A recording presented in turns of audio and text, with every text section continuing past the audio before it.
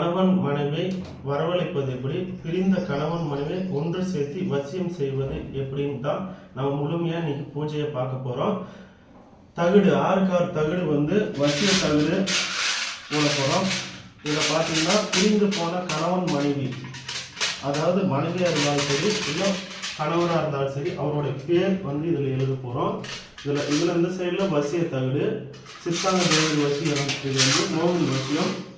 இது வசிய தகுடு 6 இந்த வசிய தகுடு என்ன பண்ண போறோம்னாக்கா, இந்த வசியம் 11 நாள் நாங்கள் பூஜை பண்ணி கொடுப்போம். அவுள் பொறி கல்ல அச்சு வெள்ளம் இந்த பொம்மை செஞ்சு இதுல மையால் எழுதப்பட்ட அவங்களுடைய பேரு, வசிய மை, வசிய பொருள், அதாவது அவங்களுடைய போட்டோ எல்லாம் வச்சு நாங்கள் பூஜை பண்ணி கொடுக்குறோம். இதுல பாத்தீங்கன்னாக்கா போட்டோ எதுவும் வைக்கல, யாரோட போட்டோ நம்ம வைக்கல. வீடியோ பண்றது எப்படி அப்படின்றத நம்ம முழுசா பார்க்க போறோம்.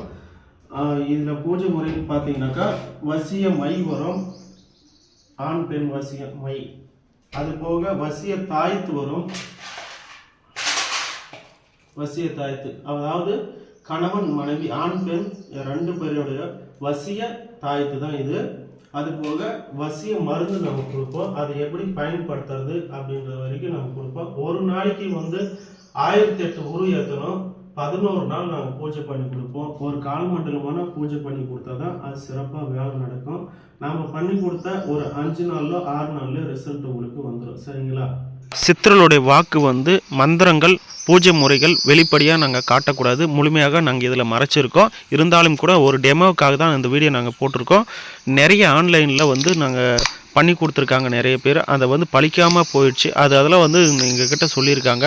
நேரடியாக வாங்க, நாங்கள் சிறப்பான முறையில் நாங்கள் பண்ணி கொடுக்குறோம். 5 நாள்லையோ 6 நாள்லையோ உங்களுக்கு ரிசல்ட்டு கம்பல்சரி வந்துடும். சரிங்களா ஐயா?